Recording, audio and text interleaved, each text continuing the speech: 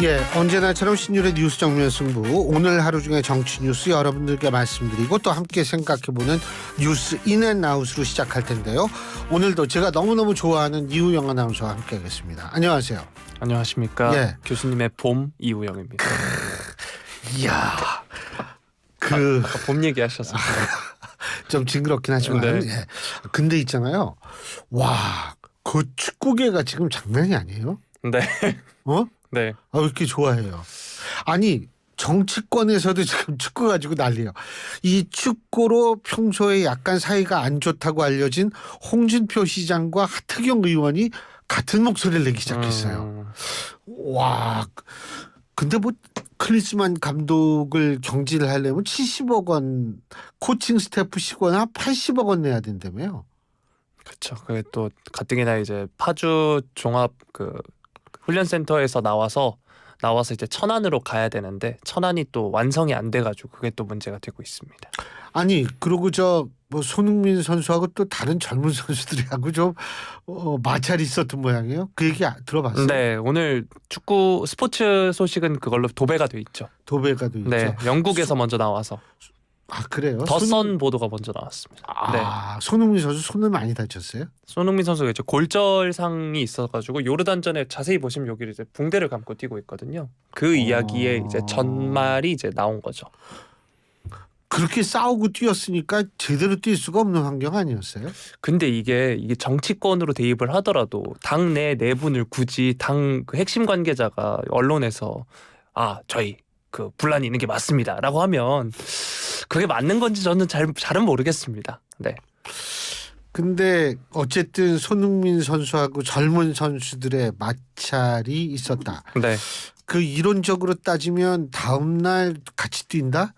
그러면은 이게 아무래도 사람이니까 감정이 있는데 그게 좀 그렇지 않아요? 예. 근데 손흥민 선수가 조금 주장인데도 그렇게 된 거 보면 좀 그래요. 근데 뭐 보도 내용에 따라 너무 달라서요. 그래서 저도 말리느라 이제 그런 것도 있고. 손흥민 선수는 확실하게 다쳤기 때문에 얘기를 하는데 다른 선수들에 대한 언급을 안 하는 이유도 이게 설이 분분해서 그렇거든요. 근데 어쨌든 참 나 그거 보고서 기가 막히더라고요. 조기 축구할 때는 싸우고 그렇습니까? 전 그래서 싸우는 사람 있는 팀은 그날로 나갑니다. 네. 싸우는 사람이 있구나. 그러니까 호전적인 사람은 늘 어디나 있잖아요. 네, 파이터들 있으면 깔끔하게 거기를 안 나갑니다. 예. 네. 근데 하여간 뭐 저도 독일에 있을 때 이 유학할 때 축구하고 그랬는데 이 종교 계통의 성직자분이 한 분이 계셨는데 독일은 뭐 많아요. 신부님도 계시고 스님도 계시고 목사님도 계시고 많거든요. 근데 이 성직자분이 있잖아요. 축구만 하면 백타클을 해요. 예? 그래가지고 왜 이렇게 좋아해요? 근데 이 이야기를 언제까지 해야 되나는 생각이. 계속 해야죠. 그래가지고 이게 축구에는 정말 이게 뭐 종교도 없고 그냥 성직자라 그래서 더 봐주는 것도 없고 이렇구나 이런 생각을 좀 했었는데 축구 좋아하니까. 네, 감사합니다. 네. 싸우는 사람이 있구나. 많습니다. 그 조기 축구회나 이런데 그 아마추어 대회 나가면 그러니까 네가 못해가지고 우리가 졌다 이런 식으로 싸움이 되는 거예요? 아니면 이제 상대 팀이랑 이제 괜히 별것도 아닌 거 가지고 이제 말로 처음에 그 트래쉬 토크라 그러죠. 그걸 이제 시도를 하시고 이런 분들이 많고 실제로 그 아마추어 대회에서 십자인대 나가시는 분들 엄청 많습니다. 네. 오늘 좀 잘난 척하고 싶어요? 근데 왜죠? 뭐 영어도 하고 뭐. 네. 트래쉬 토크요. 네. 네. 정말. 참 그리고 여러분 이우영 아나운서의 그 영어에 대한 문제점이라든지 이런 걸 지적하시고 싶으신 분은 우물정 0945 샵 0945로 문자 보내주십시오. 짧은 문자 50원, 긴 문자 100원의 유료 문자임을 말씀을 드립니다. 참 정말 근데 한마디만 더 물어볼게요. 네. 이게 좀 감독이 이렇게 선수들하고 잘 하고 이 분위기를 좋게 하면 좀 그런 싸움도 안 일어나지 않을까 이런 생각을 했는데 어떻게 보세요? 왜 그런 말이 있지 않습니까? 위에서부터 문제가 있으면 그게 이제 윗물이 맑아야 아랫물이 맑다. 네, 나쁜 낙수 효과가 이제 있는 거죠. 네. 그 나쁜 낙수 효과 아니라 화상 효과 아니에요? 화상으로 주로 하잖아요. 회의도 화상으로 하고. 그거보다 더 위에. 더 네. 위에. 알겠습니다. 그렇습니다. 네. 자, 오늘 어떤 얘기부터 해볼까요? 네, 앞서서 앵커께서 오프닝 때 얘기해 주셨던 공천 관련 소식들부터 한번 살펴보겠습니다. 먼저 국민의힘 공천 소식인데요. 어제 면접을 마친 서울 광주 제주 총선 공천 신청자 중에 총 25명의 단수 공천 명단이 발표가 됐습니다. 보면은 권영세, 배현진, 조은희 의원 그리고 나경원 전 의원 등이 포함이 됐는데 먼저 송파갑에서는 박정훈 전 TV조선 앵커가 이제 단수 공천 대상자로 선정이 됐습니다. 또 텃밭으로 분류가 되는 서울 강남 3구 지역구에서는 조은희 의원과 배현진 의원이 각각 자신의 지역구에서 단수 공천을 받아서 재선에 도전하게 됐고요. 인접한 강동을의 이재영 전 의원도 단수 공천 대상입니다. 의석 탈환을 노리는 한강벨트에서는 4선의 권영세 의원, 4선 출신인 나경원 전 의원이 예상대로 자신의 지역구에서 단수 공천을 받게 됐고요. 김병민 전 최고위원, 오신환 전 의원, 장진영 서울시장 대변인도 단수 공천 대상자의 명단을 올렸습니다. 또 강북 지역을 살펴보면 김재섭 전 비대위원 그리고 김선동 전 의원 등이 이제 도봉갑과 도봉을에서 각각 단수 공천 대상이고요. 강서권을 보면 지역구를 옮긴 태영호 의원, 구로을을 비롯해서 김일호 전 대통령직 인수위 전문위원이 강서병 그리고 호준석 전 YTN 앵커가 구로갑으로 명단에 오르기도 했습니다. 또 광주 제주 쪽을 살펴보면 박은식 비대위원이 이제 동남구 을이고요. 강현구 전 광주 건축사회장이 이제 광주 동남구 갑 등으로 이제 명단을 올렸습니다. 자, 한편 종로, 중성동갑, 중성동을, 동대문갑, 서초을 등은 단수 공천 대상 지역에서 빠졌습니다. 이 가운데 중성동을과 강남을의 경우에는 공천 신청자의 지역구 재배치가 지금 거론이 되고 있는 상황이고요. 또 국민의힘이 오늘 이 4월 총선 공천 신청자를 대상으로 이틀째 면접 심사를 진행했습니다. 앞서서 말씀드렸던 단수 추천 지역 발표가 이제 어제 면접 결과를 토대로 나왔기 때문에 오늘 면접장에서 더 긴장감이 돌았다고 하고요. 특히 어제 서울과 제주, 광주에 이어서 오늘은 이번 총선에서 탈환을 벼르는 험지, 경기 지역 공천 신청자들에 대한 면접이 시작이 됐습니다. 신청자들은 각자 1분가량 자기소개를 한 뒤에 공관위원들의 질문에 응답을 했고요. 예를 들어 상대 당 후보에 대해 설명하라. 자신의 장점은 무엇이라 보는가?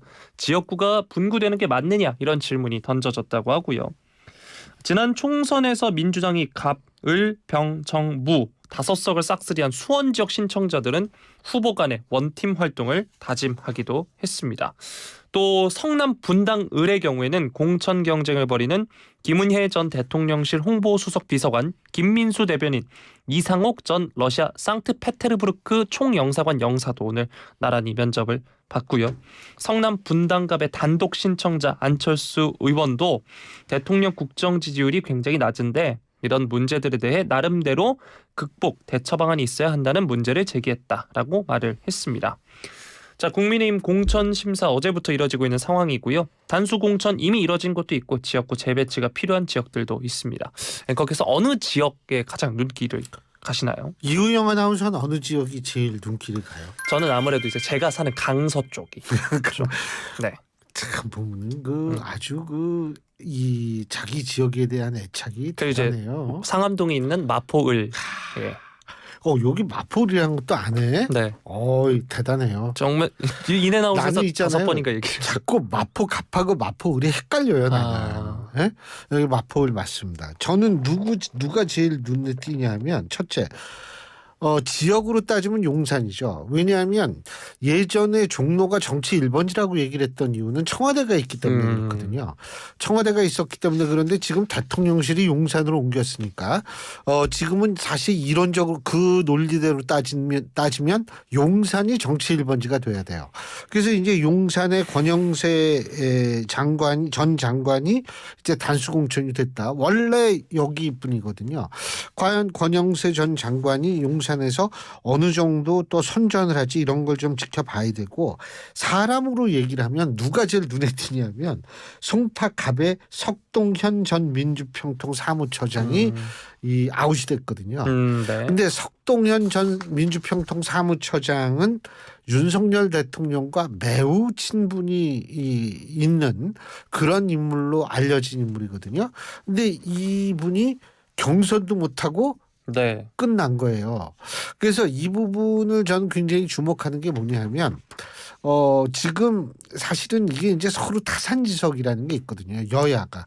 근데 민주당 쪽을 보니까 이른바 문명의 충돌 누가 썼습니까? 자, 퀴즈 들어갑니까? 누가 썼는지 아시는 분들은 샵 연구서 오물정 094로 문자 보내주시면 됩니다. 긴 문자는 100원, 짧은 문자는 50원의 정보 이용료가 부과되고요. 예. 네, 아시는 분들은 이렇게 집단지성의 힘을 모아서 알려주시면 될 것 같습니다. 진짜 있잖아요. 네. 순발력이 오늘이 다르고 내일이 달라요. 네. 예, 일치월장하고 있어요. 야, 네. 이 정도면 뭐 우리나라 방송계 한 10년만 있으면 방송계의 톱으로 되겠네. 문명의 충돌 사무엘 헌팅턴이 쓴 책인데 샘 해밍턴이요? 사무엘 헌팅턴. 네, 사무엘 해밍턴. 샘 해밍턴은 그 연예계를 지해서 저거 하시는 분이죠. 네. 예, 저도 참 그분 좋아해요. 네. 근데 이 문명의 충돌, 다시 말해서 친문과 친명 간의 충돌 이런 얘기를 딱 보니까 이렇게 생각하는 거예요. 자신들도 야, 이런 거는 좀 피해야겠다 이런 생각을 많이 하고 있는 것 같아요. 특히 이제 대통령실 출신들이 어떻게 되느냐 이거 가지고 주목을 하고 있거든요. 이런 상황에서 사실 나름대로 이 여당 측에서 특히 이제 공관이나 당 지도부가 나름대로 그런 얘기를 듣지 않고 그런 문제로 갈등을 겪지 않도록 하려고 노력하는 그 과정에서 석동현 전 사무처장이 이게 좀 이 공천에서 배제된 것 아닌가 이런 생각을 합니다. 예, 그 정도죠 뭐. 나머지야 뭐 하여간 열심히들 다 뛰어야죠 뭐 여든 야든. 네. 예. 자, 이번에는 민주당 공천 관련 소식 한번 살펴보도록 하겠습니다.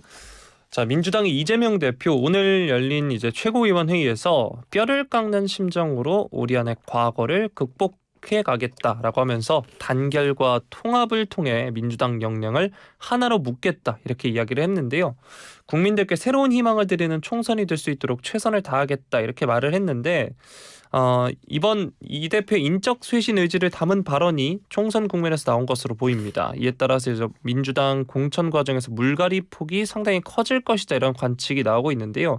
이게 제가 앞서서 말씀을 안 드렸는데 떡잎이 져야 새순이 자란다. 새 가지가 또 다른 새 가지를 위해서 양보해야 한다. 장강의 물은 뒷물결이 앞물결을 밀어낸다라고 말을 했는데 이 부분이 인적 쇄신 의지를 담은 발언으로 해석이 되고 있습니다. 최근 이제 어제도 저희가 전해드렸죠. 중진급 전현직 의원들을 두루 접촉해서 직접 불출마 요청을 하는 등 직접 교통정리에 나섰고요. 직접 SNS에도 새 술은 새 부대에 우리는 미래로 가야 한다 이렇게 적기도 했습니다. 한편 이 대표는 회의에서 고물가를 거론하기도 했습니다. 사과 한 개 10,000원 처음 보는 장면이다. 이것은 금사과도 아니고 다이아몬드 사과가 되어가는 것 같다라고 하면서 정부와 대통령에 대해서 비판을 했고요. 이런 가운데 더불어민주당 공천관리위원회는 현역 의원 평가 하위 20% 대상자들에 대한 통보를 차일피일 미루고 있습니다. 당초 임혁백 공관위원장이 통보 시점을 2월 초로 잡았다가 이제 설 연휴 이후로 늦췄고요. 어제는 선거구 획정 미비를 이유로 더 지연될 가능성을 시사하기도 했습니다. 총 31명으로 알려진 하위 20% 현역 의원들은 경선을 하더라도 점수의 20에서 30%가 이미 깎이는 터라 사실상 컷오프 대상으로 분류가 되고 있는데요. 공관위가 명단 통보에 뜸을 들이는 것을 두고 당 안팎에서 여러 해석이 나오고 있습니다. 일단 제3지대 세력이 통합한 개혁신당이 막 출범에 주목받는 만큼 컷오프 대상자의 대거 이탈을 염두에 둔 것 아니냐 이런 시각이 있고요. 명단 통보 시점을 늦출수록 당내 원심력을 최소화할 수 있다는 계산이 깔렸다는 겁니다. 실제 개혁신당에서 공개적으로 이들의 합류 가능성을 거론하고 있고 이미 러브콜을 보내는 것으로 알려지고 있습니다. 이 총선에서 거대 양당 다음으로 기호 3번을 확보하려면 현역 의원들의 합류가 절실하기 때문인데요. 개혁신당의 이낙연 공동대표 역시 라디오 인터뷰를 통해 민주당 하위 20% 의원들의 합류 규모를 어떻게 보느냐는 질문에 예측하기는 어렵겠지만 많이 오면 좋겠다라고 말을 하기도 했습니다. 또 여당인 국민의힘 공천 작업의 속도가 민주당에 비해 상대적으로 느린 것도 명단 통보 시점을 정하는 데 영향을 미치는 것으로 보이는데요. 여야는 제3지대인 개혁신당의 이삭줍기 시도가 있을 것으로 보고 적잖이 신경을 쓰는 분위기라고 합니다. 또 이와 함께 공천을 둘러싸고 친명과 비명계 간의 신경전이 거센 상황에서 굳이 이 명단을 서둘러 통보해서 파열음을 자극할 필요가 없다는 점도 배경 중에 하나로 풀이가 되고 있다고 합니다. 자, 민주당이 이렇게 공천을 앞두고 정신없는 와중에 앞서서 말씀드렸던 현역 의원 평가 하위 20% 대상자들에 대한 통보는 미뤄지고 있는 상황입니다. 이와 관련해서 뉴스인 부탁드리겠습니다. 자, 퀴즈 들어갑니다. 빠르면 언제 통보가 될까요? 여러분들 퀴즈랍니다. 샵 연구소 우물정 094입니다. 네, 긴 문자 100원, 짧은 문자 50원입니다. 그동안 이유영 아나운서가 굉장히 이걸 어떻게 피할까를 연구를 많이 한 것 같습니다. 여러분, 우리 이유영 아나운서에게 많은 응원 부탁드리겠습니다. 네, YTN 라디오 앱 채팅창은 무료로 이용하실 수 있습니다. 네. 이거 빠르면 주말에 해요. 그러니까 이번 주말이면 오늘이 무슨 요일이죠? 수요일이죠. 네. 그럼 금요일이나 토요일 날 이제 하는데 여기서 이제 저는 사실 어떤 생각이 드냐 하면 여기에서 반발이 저는 만만치 않을 거라는 생각은 좀 듭니다. 왜 그러냐면 이 하위 20%를 이제 뭐 나름대로 객관적 기준으로 하지만 이게 거기에 해당되는 의원들 같은 경우에는요. 이게 정량 평가가 아니라 정성 평가라는 생각을 가질 가능성이 굉장히 높아요. 그리고 지금 이제 소위 말하는 친문 친명 간에 있어서의 갈등 이런 거에 의해서 어느 쪽으로 더 이제 많이 가느냐. 개인적으로 제가 이제 뭐 이번이 그럴 거란 얘기는 아니에요. 하지만 과거의 사례를 봤을 때는 당연히 비주류가 많이 포함될 수밖에 없어요. 그러니까 이재명 대표가 왜 전화를 계속했다고 그러잖아요. 네. 근데 이거는 뭐냐면 제가 어제도 말씀드렸지만 친문이라든지 비명들이 이 좀 비명들에게 주는 시그널이거든요. 예. 그리고 아까 뭐라 그랬죠? 무슨 가지를 뭐 어떻게 한다고요? 네. 뭐 하여간 뭐 가지치기를 해야 된다 이 네. 얘기인데 뭐 틀린 얘기가 아닐 수도 있지만 제가 볼 때는 이것이 자칫하면은 이재명 대표가 지나치게 이 민주당을 이 본인 위주로 꾸미려고 하는 것이 아닌가라는 그러한 비판을 들을 가능성도 배제할 수 없기 때문에 제가 볼 때는 쉽지는 않을 것 같아요. 그런데 물론 이제 새로운 인물에 대한 이 요구가 높으니까 그런다라는 명분을 쓸 수 있겠지만 그런데 한번 봐야겠죠. 근데 이게 잡음이 민주당이 훨씬 더 클 거예요. 국민의힘보다. 왜 그렇죠? 퀴즈 들어갑니다. 네. 딴 거 생각하고 있었죠. 다음 원고 보고 있었습니다. 이게 왜 그러냐 하면 네. 민주당은 야당이잖아요. 야당은 이 대통령이 없기 때문에 야당 아니에요? 그 야당은 원래 이 내분이 굉장히 불거질 땐 굉장히 거세게 불거질 가능성이 높아요. 근데 여당은 대통령이 있기 때문에 그 정도까지는 안 가거든요. 그렇기 때문에 제가 생각할 때에는 이 조금 민주당의 어떤 그런 뭐 탈당 사태라든지 이런 게 발생하면 국민의힘도 물론 발생할 수 있지만 민주당 쪽에서 좀 더 거세게 일어날 가능성을 배제할 수 없고 바로 그런 의미에서 이제 이낙연 대표가 이제 그런 얘기를 하는 거죠. 많이 오면 좋겠다라고 얘기를 하는 이유가 거기 있다라고 봅니다. 예. 네. 자, 다음 소식 살펴보도록 하겠습니다. 어디 얼마나 먼저 봤는지 봐야지. 예. 조국 전 장관 소식 어제도 전해드린 바 있는데요. 어제 고향 부산을 찾아서 신당 창당을 선언을 했죠. 더불어민주당은 조국 신당과 선거연합을 할 수 없다라고 했고요. 이에 대해 조 전 장관은 오늘 독자 노선 행보를 예고했습니다. 조 전 장관 오늘 오전에 광주 국립 5.18 민주묘지를 참배한 뒤에 저는 오늘 예전에 조국으로 돌아갈 다리를 불살랐다라고 하면서 이야기를 했습니다. 조국 신당은 민주개혁 진보 선거연합의 고려 대상이 아니라고 한 박홍근 의원의 언급에 대해서 박 의원이나 민주당 지도부나 저나 윤석열 정권을 물리치고 민생과 경제를 회복하는 것에 대한 마음은 같을 것이다 라고 하면서 민주당의 입장을 충분히 이해하고 저는 제 갈 길을 가겠다라고 말을 했습니다. 다른 정당과 연대 가능성에 대해선 대한민국이 민주공화국의 가치를 회복해야 한다고 동의하는 정당과는 당연히 손잡을 수 있다라고 말을 했고요. 광주 출마 의향 질문에는 지금은 그런 문제를 고민할 때가 아니라 조만간 창당의 윤곽이 드러난 후에 당과 논의를 통해 결정할 거다라고 이야기를 했습니다. 조 전 장관이 오늘 이제 옥현진 대주교, 김희중 대주교를 차례로 예방하고 오후에는 전남 목포로 이동해서 김대중 노벨 평화상 기념관을 방문해서 김대중 전 대통령을 기릴 예정이고요. 2박 3일간 영호남을 돌면서 총선 행보를 본격화하고 있습니다. 자, 조국 전 장관은 민주당과 연합하지 않는 독자 노선을 예고를 했습니다. 앞으로의 전망은 어떻게 보시나요? 일단 사실은 조국 전 장관이 출마를 한다라는 그것이 개인적 차원에서는 뭐 이해할 수 있는 사람들이 전 좀 있을 거라고 봅니다. 그러니까 자신의 어떤 지금 이 처지랑 예를 들면은 2심까지 지금 징역 2년 유죄가 나왔단 말이에요. 그런데 법원에서는 나를 그렇게 판단했지만 예를 들면 나가서 배지를 달 경우엔 하지만 국민들은 나를 무죄임을 입증해 줬다. 뭐 이런 논리를 필 거라고 예상은 됩니다. 그렇기 때문에 이제 그렇게 출마를 한다라고는 볼 수 있지만 중요한 것은 뭐냐면 이 사실 선거라는 게 명예회복 수단이 아니잖아요. 이게 민주주의의 선거는 민주주의의 꽃이라고 얘기를 하는 건데 이게 사법부의 판결 물론 최종 판결이 나오지는 않았습니다만 어쨌든 2심까지 유죄 판결을 받았는데 이게 뭐 당선되면 나는 이거는 이 국민들이 나를 무죄임을 입증해 줬다라고 얘기를 한다면 민주주의의 가장 중요한 핵심인 제도에 대한 신뢰를 떨어뜨리는 거예요. 왜? 사법부의 판단을 완전히 이 국민들이 엎었다는 식으로 주장을 하게 되면 사실은 사법부에 대한 어떤 제도적 신뢰의 수준을 떨어뜨리는 주장을 스스로 하게 되는 거거든요. 그럼 이건 민주주의를 역행하는 일이에요, 사실. 그리고 또 한 가지 제가 지적하고 싶은 것은 검찰 독재, 검찰 이런 얘기를 해요. 본인이 검찰 수사 결과의 피해자다 이렇게 주장을 하는데 뭐 본인은 그렇게 뭐 생각할 수 있겠죠. 그런데 제가 여기서 지적하고 싶은 것은 사법부가 2년형을 이미 선고를 했어요. 1심과 2심에서.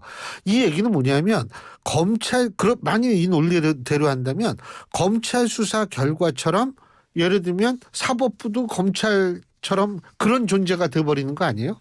검찰을 비판한 것 지금은 사실은 판결이 2심까지 나왔기 때문에 오히려 만일 공격한다면 사법부를 공격해야 되는데 계속 검찰 얘기만 한다라는 것도 전 논리적 타당성이 좀 결여돼 있다라고 보고요.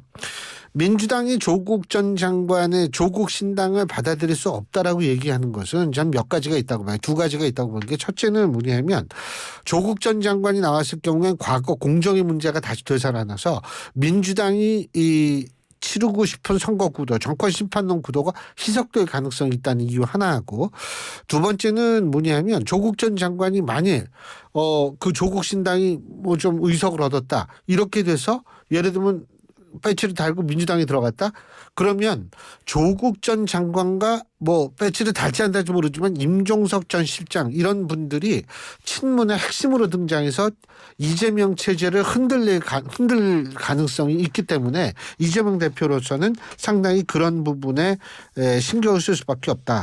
그런데 단독으로 나가면 어떻게 될까? 예전에 열린민주당이라고 있었어요. 열린민주당 같은 경우에 조국 이 수호를 외치면서 했던 건데 5.4%의 지지를 받아가지고 3명의 의원을 배출을 했거든요. 제 기억으로는 김의겸 의원하고 갑자기 이름이 생각이 안 나는 세 분을 하여간 배출했어요. 그런데 중요한 것은 뭐냐면 이번에도 과연 5.3% 정도 받을 가능성이 있을까? 그건 모르겠지만 한 사람 정도는 나올 수가 있어요. 조국 전 장관의 팬덤이 있기 때문에. 그렇기 때문에 자기는 혼자라도 가겠다라고 얘기하는 이유는 바로 과거 21대 총선 사례 때문에 그렇다. 이렇게 이해하면 됩니다. 네. 자, 마지막 소식 살펴보겠습니다. 개혁신당의 이준석 공동대표 국민의힘 한동훈 비대위원장을 향해 윤석열 대통령과 김건희 여사의 비호감도를 낮추기 위한 양두구육의 역할을 하고 있다 이렇게 이야기를 했는데요. 겉은 번지르르 하나 속은 변변치 않은 것을 뜻하는 양두구육 이준석 공동대표가 이전 국민의힘 대표였던 2022년 윤석열 대통령을 겨냥해서 사용한 표현입니다. 당시 이제 당원권 정지 중징계를 받기도 했고요. 오늘 이제 그 최고위원 회의에서 이 같은 발언을 했는데 회의 전에는 이 뉴스킹 박지훈입니다와 인터뷰를 통해서 공천관리 위원장 임명은 빠를수록 좋다라고 하면서 이 김종인 전 국민의힘 비대위원장이 공관위원장 기준에 부합하는 것 같기는 하다 했는데 영입설로 와전된 것 같다라고 말하기도 했습니다. 네, 이 관련해서 뉴스인 부탁드리겠습니다.